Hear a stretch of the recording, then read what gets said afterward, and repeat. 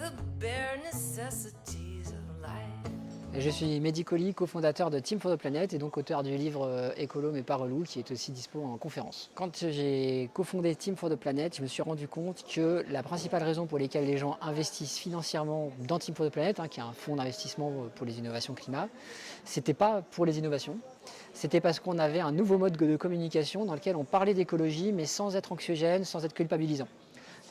Je ne pense pas que ce soit forcément une mauvaise chose d'être anxiogène et culpabilisant, mais juste ça ne marche pas sur tout le monde. Moi, ça a marché pour me convertir à l'écologie, mais il y a plein de gens pour qui ça ne marche pas. Et il y a plein de gens qui ont besoin qu'on leur parle d'écologie en y associant des émotions positives. Pour ça, j'ai essayé de m'intéresser à la vie concrète, c'est-à-dire qu'une fois que vous avez dit l'avion, c'est pas bien, il ne faut pas prendre l'avion, vous avez balancé ça, qu'est-ce qui se passe dans la vie réelle des gens? Qui va s'engueuler dans son couple? Qui va avoir des problèmes avec ses enfants? Qui va vouloir changer de travail ou se prendre la tête avec son employeur? Et comment tout ça va être négocié dans la vraie vie? C'est ça qui m'a intéressé dans Écolo mais pas relou.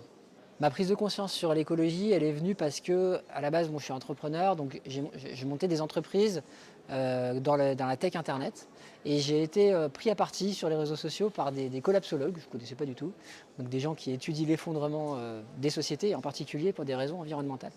Et je me suis intéressé au sujet, j'ai acheté le bouquin de Pablo Servigne, je me suis tapé tout Jean Covici, et avec ça, j'ai eu envie de changer complètement ce que je faisais à l'échelle individuelle, donc d'arrêter d'émettre ce que je pouvais arrêter d'émettre en termes d'émissions de CO2, et puis aussi de faire ce que je pouvais sur le côté entrepreneurial, parce que l'entrepreneuriat c'est un outil très très puissant pour transformer l'économie et donc la société.